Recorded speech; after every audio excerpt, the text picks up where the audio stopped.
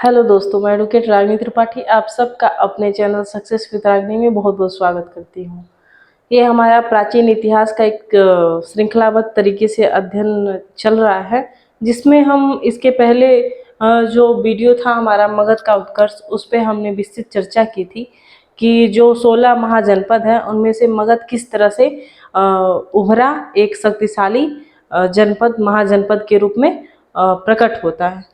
तो मगध के उदय के साथ ही जो मौर्य काल मगध के उदय के साथ और मौर्य काल के उदय के पहले जो यूनानी और ईरानी आक्रमण थे, कुछ विदेशी आक्रमण थे, उन पे चर्चा करना ज़रूरी हो जाता है, क्योंकि उसके बाद मौर्य काल आता है। तो इसलिए उसके बाद का हमारा ये वीडियो है जो आक्रमण पे है, जो भारत पर जो पहला आक्रमण हुआ था उस पर हम विस्तृत आज चर्चा करेंगे। तो इससे पहले इसकी पृष्ठभूमि समझते हैं। जैसे उत्तर वैदिक काल समाप्त होते हैं, जनपद से महाजनपद का निर्माण होता है, राजनैतिक स्थितियां काफ़ी डामाडोल रहती हैं, प्रतिस्पर्धा का समय रहता है और उसमें मगध का उत्कर्ष होता है एक शक्तिशाली राष्ट्र के रूप में। मगध जो आज का बिहार का क्षेत्र है, समझ सकते हैं ये क्षेत्र। तो यहाँ तो मगध अपना अगल बगल विस्तार कर रहा था इधर, लेकिन ये जो हिस्सा था पश्चिमोत्तर का, यहाँ पर छोटे छोटे राजा ही राज्य करते थे। वहाँ इतनी मतलब राजनीतिक मजबूती नहीं थी, यहाँ की स्थितियाँ थोड़ा कमज़ोर थीं। तो इसी का फ़ायदा उठाकर ये जो क्षेत्र है जो कमज़ोर था, मगध यहाँ पर था, तो इसी का फ़ायदा उठाकर जो आक्रमण हुए इसी जगह के हिसाब से हुए। तो जो अभी तक जो या तो ईरानी हुए या यूनानी हुए या हम देखेंगे मध्यकाल में मुग़ल हुए, वो पश्चिमोत्तर से ही एंट्री करते हैं भारत में। ऐसा क्यों होता है, इसे देखते हैं।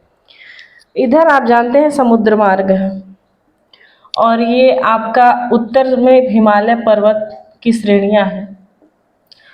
तो एक सेफ रास्ता और संभव रास्ता ये पूर्वोत्तर ही पश्चिमोत्तर ही बनता किसी भी आक्रमणकारी के लिए भारत में एंट्री करने के लिए।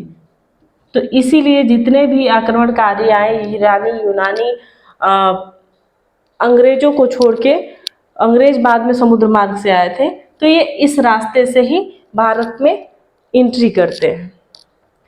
अब बात करेंगे जो भारत पर पहले आक्रमणकारी थे वो थे ईरानी, उसके बाद आते हैं यूनानी। तो अब बात करेंगे ईरानी आक्रमणकारियों की।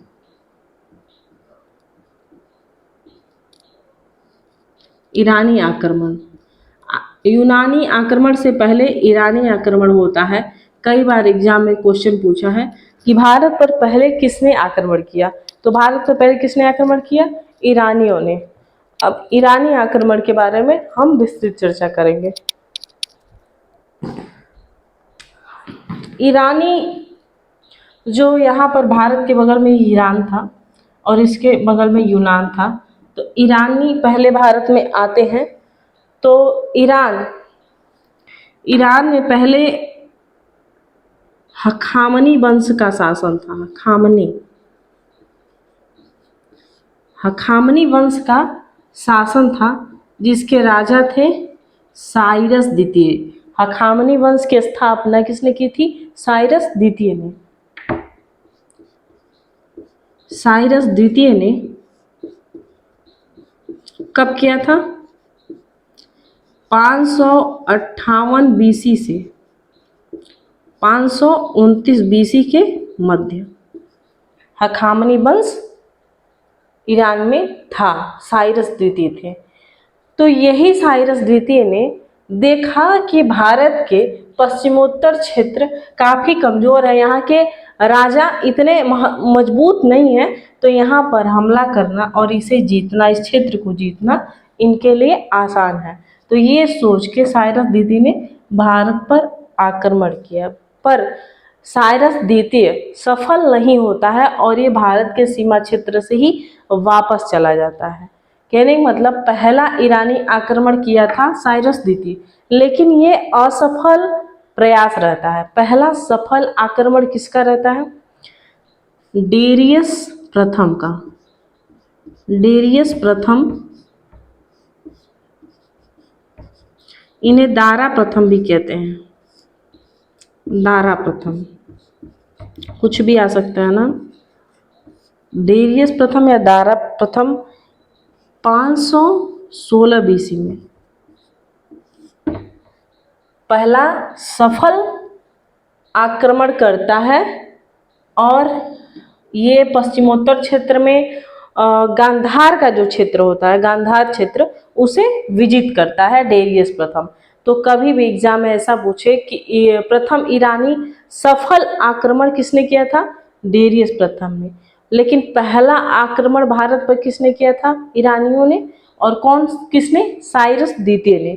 अगर सफल की बात करें तो डेरियस प्रथम 516 BC। ठीक, तो अब डेरियस प्रथम ने गांधार क्षेत्र में आक्रमण किया। उसके बाद यहाँ पर इसने 20वां प्रांत बसाया। यहाँ उसने अपना 20वां प्रांत बसाया। कहा जाता है कि डेरियस प्रथम का टोटल 23 प्रांत थे, जिसमें से उसने 20वां प्रांत भारत में बसाया।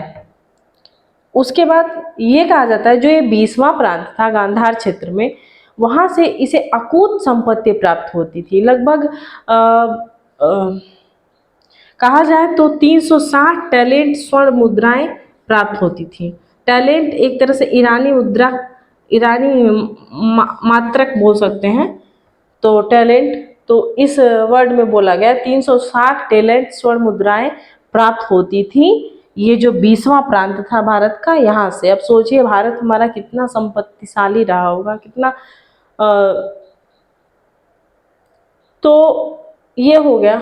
अब उसके बाद डेरियस प्रथम के बाद धीरे धीरे हखामनी वंश के और भी जो राजा हुए, शासक हुए, उन्होंने भी कोशिश किया कि भारत पर हमला करने की, लेकिन उसके बाद धीरे धीरे, लेकिन वो सफल नहीं हुए। धीरे धीरे जब हखामनी वंश का ईरान में पतन होने लगा, उसके साथ ही भारत में भी ईरान का जो प्रभुत्व है वो खत्म होने लगा। तो एक तरह से ईरानी भारत से खत्म हो गए। लेकिन उसका क्या प्रभाव है, ईरानी आक्रमण का भारत पर प्रभाव क्या पड़ता है, अब ये देखेंगे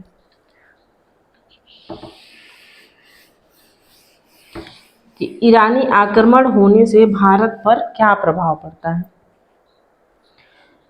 तो प्रभाव पहला यही है,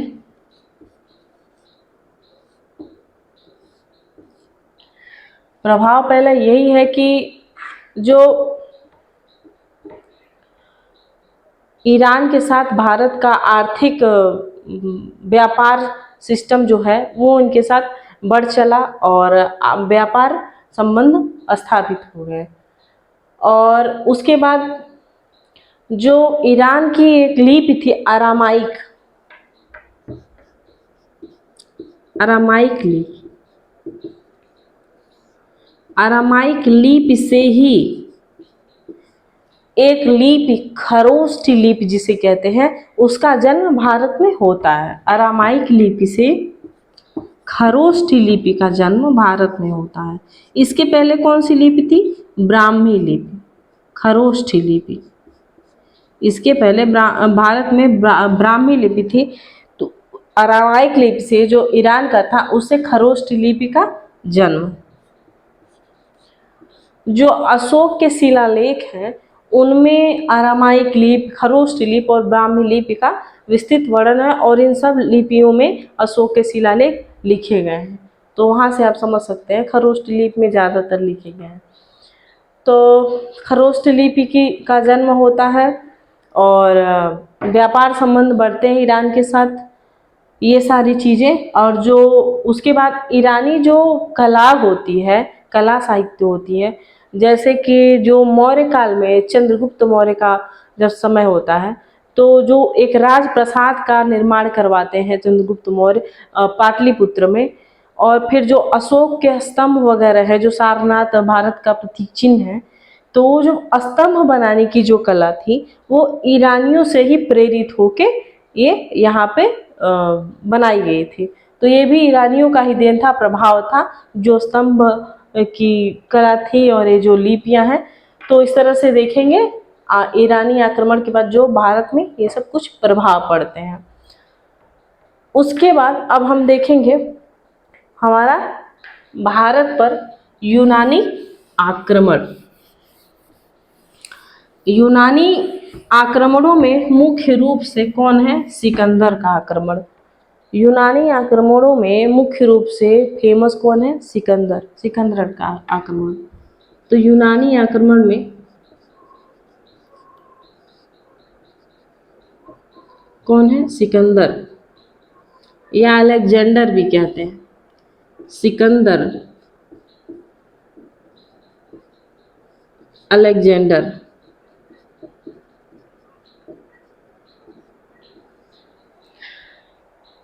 तो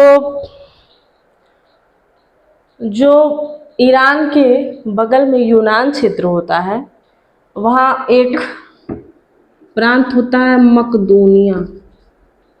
क्या? मकदूनिया। यहाँ का शासक होता है फिलिप। कौन? फिलिप, जो सिकंदर का पिता होता है। फिलिप वहाँ का शासक होता है, सिकंदर का पिता, जो 359 BC में वहाँ का शासक होता है। ठीक, 359 BC में मकदूनिया का फिलिप शासक होता है और ये अपने क्षेत्र का विस्तार करता है और किसी युद्ध के परिणाम स्वरूप इसकी मृत्यु हो जाती है 329 BC में। मृत्यु किसकी? फिलिप की। 329 BC में फिलिप की मृत्यु हो जाती है। परिणाम स्वरूप जो इसका पुत्र होता है सिकंदर, सिकंदर जो इसका पुत्र होता है 329 BC में मात्र 20 वर्ष की उम्र में शासक बनता है मकदूनिया का। मात्र 20 वर्ष की उम्र में सिकंदर मकदूनिया का शासक बनता है जब फिलिप की मृत्यु हो जाती है। तो ये मकदूनिया में अपना क्षेत्र विस्तार करता ही है। इसके गुरु होते हैं अरस्तु। गुरु कौन होते हैं? अरस्तु। और इनके आशीर्वाद से सिकंदर विश्व विजेता बनने का सपना देखता है और निर्णय लेता है कि मैं विश्व विजेता बनूंगा। तो इसने मकदूनिया के क्षेत्र में अपना शासन संभाला अच्छे से और विस्तार किया, यूनान क्षेत्रों को विजित किया। उसके बाद इसने रुख किया किसकी तरफ? भारत की तरफ। भारत की तरफ रुख करता है 327 BC में निकलता है भारत के लिए। यही पश्चिमोत्तर मार्ग, अभी मैंने पिछली बार बताया कि यही इनके लिए संभव मार्ग थे, क्योंकि उस समय किसी भी साम्राज्य में इतनी क्षमता नहीं थी कि वो हिमालय पर्वत पार करके भारत में आएगा, और किसी भी साम्राज्य की नेवी प्राचीन समय में इतनी मजबूत नहीं थी, जल मार्ग इतना मजबूत नहीं था कि यहाँ से आकर भारत पर आक्रमण करे। तो यही सुगम और संभव रास्ता यही मालूम होता था। तो 327 BC में भारत में एंट्री करता है और भारत में जो तक्षशिला का क्षेत्र होता है, तक्षशिला का क्षेत्र,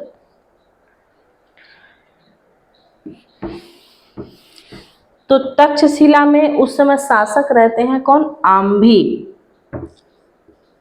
तक्षशिला के शासक होते हैं आम्भी।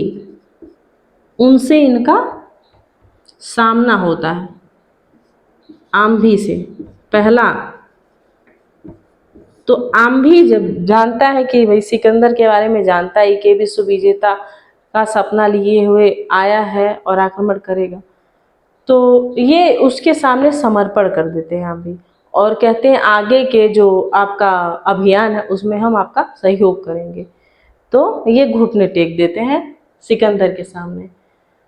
उसके बाद आगे सिकंदर की लड़ाई होती है, जो पंजाब प्रांत होता है उसके राजा होते हैं कौन? पुरु। कहीं कहीं पोरस भी आता है, पोरस। पोरस और सिकंदर की लड़ाई बहुत ही फेमस है और एग्जाम में बहुत बार यहाँ से टॉपिक उठाया है।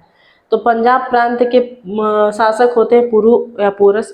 इनका क्षेत्र चिनाब से झेलम नदी के बीच का जो क्षेत्र होता है, ये इनका राज्य क्षेत्र होता है।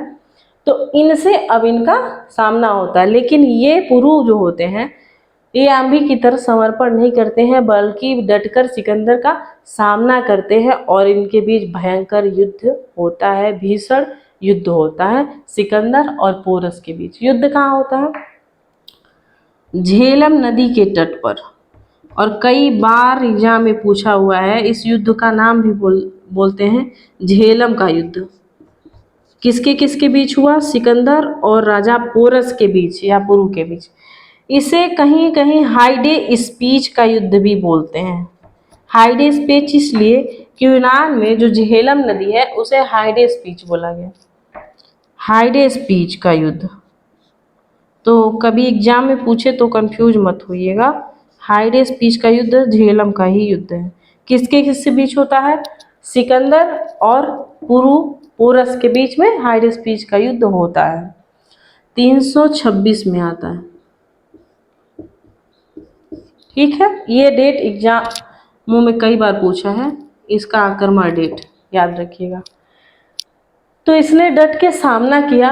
परिणाम स्वरूप, युद्ध के परिणाम स्वरूप क्या होता है? राजा पोरस हार जाते हैं सिकंदर से, लेकिन सिकंदर इनकी वीरता से इतना प्रभावित होता है कि इनका जो प्रांत होता है पंजाब, इन्हें वापस कर देता है, लेता नहीं है। तो इन्हें वापस कर देता है, फिर आगे बढ़ता है। आगे बढ़ता है सिकंदर अपने सेना के साथ ब्यास नदी पर, और ब्यास नदी के किनारे जो सिकंदर के सेना होते हैं वो उसके आगे बढ़ने से मना कर देते हैं कि अब हम युद्ध करने के कंडीशन में नहीं हैं। सिकंदर बहुत मनाता है लेकिन नहीं मानते। कारण क्या था? कारण ये था कि यूनान से लड़ते लड़ते भारत में आते हैं, भारत में भी इतनी लड़ाइयाँ लड़ते हैं, तो परिणाम स्वरूप जो सैनिक होते हैं, सिपाही होते हैं, उन्हें अपने घर परिवार की याद आने लगती है और इसलिए वो आगे बढ़ने से मना कर देते हैं। या एक कारण ये हो सकता है कि जो यूनान का जो जलवायु है और भारत का जलवायु काफ़ी भिन्नता है, तो उसमें अपने आप को एडजस्ट ना कर पा रहे हो, तो इसलिए भी आगे बढ़ने से मना कर देते हैं। और तीसरा कारण ये हो सकता है कि वो जो उनके सैनिक रहते हैं समझ जाते हैं कि अभी भारत में एंट्री किए और एक महान शासक से सामना हुआ पोरस, इनसे ही छक्के छूट गए, इतनी हानि हुई, इतनी सारी चीज़ें हुई, इतनी तबाही हुई, तो आगे मगध तो भी बाकी है। और मगध में तो नंदवंश का जो क्रूर शासक है घनानंद बैठा ही है, वो तो अपनी क्रूरता की वजह से ही प्रसिद्ध था। तो अभी वो तो बाकी है, मगध तो अभी दूर है, अभी किनारे पर ही ये हाल है, तो आगे क्या होगा? तो ये सोचकर भी कुछ मतलब बहुत सारी फैक्ट हैं। तो फाइनली क्या होता है, सिकंदर के सिपाही आगे बढ़ने से मना कर देते हैं इस ब्यास नदी के तट पर, और सिकंदर को वापस लौटने का फैसला लेना पड़ता है फाइनली। तो 327 बीसी में सिकंदर भारत आता है, 326 में ये सब युद्ध वगैरह लड़ता है और फाइनली 325 से यहाँ से लौट जाता है। कुल 19 माह सिकंदर भारत में था, 19 महीने। ठीक है, सिकंदर भारत से लौटते समय कुछ एक दो नगर हैं जो भारत में बसाता है। कौन कौन से, अब उसकी बात करते हैं।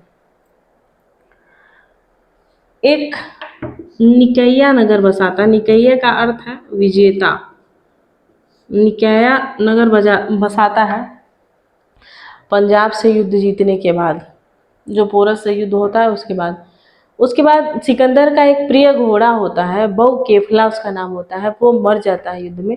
तो उसकी याद में उसके नाम पर एक नगर की का निर्माण करता है। कौन?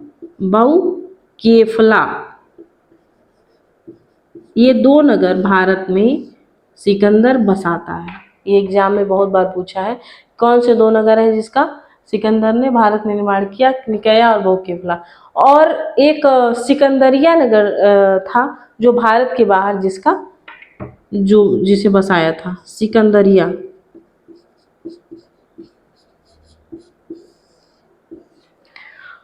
ये 3 नगर। उसके बाद सिकंदर फैसला लेता है भारत से बाहर जाने का, और उसने अपने जो सैनिक टुकड़ी थी उसे 2 भागों में बांटता है। एक जल मार्ग से, जिसका प्रतिनिधित्व करता है निर्याकस। निर्याकस जो उसका मंत्री होता है, निर्याकस, वो जल मार्ग के द्वारा लेके जाता है कुछ सैनिकों को, और जो स्थल मार्ग से सिकंदर स्वयं जाता है। तो स्थल मार्ग से जाते हुए 323 बीसी में, 323 बीसी में बेबीलोन में, कहाँ? बेबीलोन में सिकंदर की मृत्यु हो जाती है और इसका विश्व विजेता बनने का सपना खत्म। मृत्यु से संबंधित भी क्वेश्चन पूछता है एग्जाम में। 323 बीसी में बेबीलोन में सिकंदर की मृत्यु हो जाती है। उसके बाद क्वेश्चन ये पूछता है कि ये जो पता है इन सब युद्धों के बारे में कहाँ से चलता है? तो जो निर्याकस थे और 1-2 जो इनके सैनिक काफिले में थे, उनके ही जो बुक थे, किताबें लिखी हुई, जो यूनानी किताबें हैं, वहाँ से इसके बारे में पता चलता है। तो निर्याकस और एक रहते हैं आर्ने सिक्रेटस, और एक रहते हैं अरिस्टोब्यूलस। इन लोग के बुक से ये सब पता चलता है।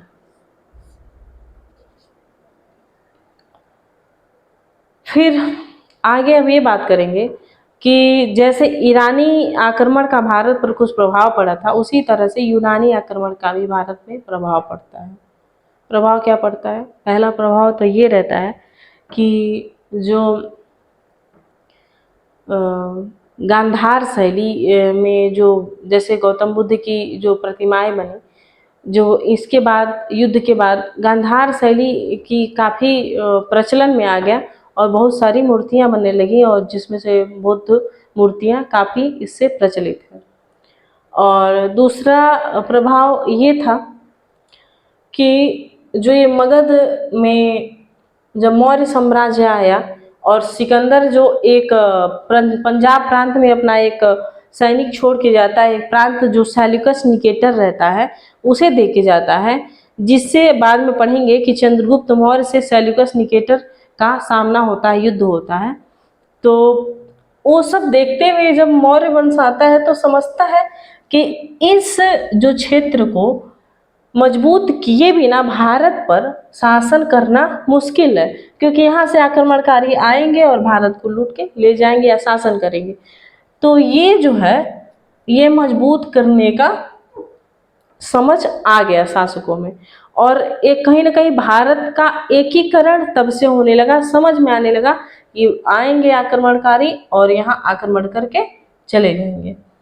तो ये प्रभाव हुआ। उसके बाद जो ये लेखक रहे हैं जो अपने यूनानी किताबों में तिथियों के हिसाब से चीज़ों को लिखे हैं, जिससे और जो भारत के इतिहास की तिथियों को मिलाने में काफ़ी आसानी रही। तो इस तरह से कुछ प्रभाव रहे इनके आक्रमण का, जो कि काफ़ी महत्वपूर्ण रहा। तो इस तरह से हमने देखा ईरानी और यूनानी आक्रमण। ईरानी आक्रमणों में हमने देखा डेरियस प्रथम का प्रथम सफल आक्रमण 516 बीसी में, और यूनानी आक्रमणों में सिकंदर का जो विश्व विजेता बनने का सपना था भारत में आके टूट जाता है, और ये चीज़ें कहीं ना कहीं ख़त्म हो जाती हैं। पहला उसका सामना आम्भी तक्षशिला के शासक से पड़ता है, जो आत्मसमर्पण कर देता है।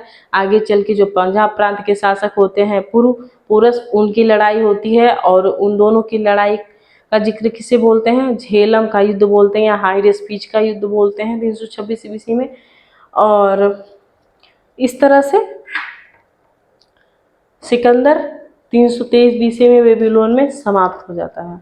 अब इसके बाद बात होगी हमारे जब नंद वंश की समाप्ति हो जाती है और मौर्य वंश आता है, तो अब इसके बाद हम बात करेंगे जो मोस्ट इम्पॉर्टेंट टॉपिक है मौर्य वंश, उस पर हमारा वीडियो होगा।